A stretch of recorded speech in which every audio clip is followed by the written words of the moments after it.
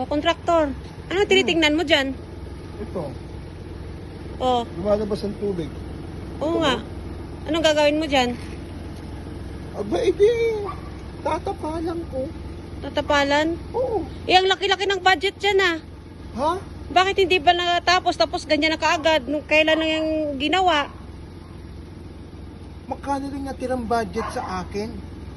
Ha? O, Eh, syempre, magbibigay tayo sa congressman yung may hingi sila eh. Syempre, alam mo namang, ay, naubos lahat sa kickback tapos ito, ganyan na lang ang gagawin?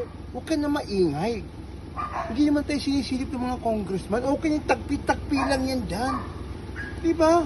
Eh, kung papasimento ko to, baka mag-abono pa ako. Maganda yung substandard na lang. Hindi naman halata eh. Ay, hindi halata. Ayan na nga oh. Ayan na nga oh. Oh, lumalabas na yung tubig. Tapal-tapal na lang gagawin natin dyan. Maayos din yan. Okay na yan. Ay, ganun ba yon? Oo. Ay, naku.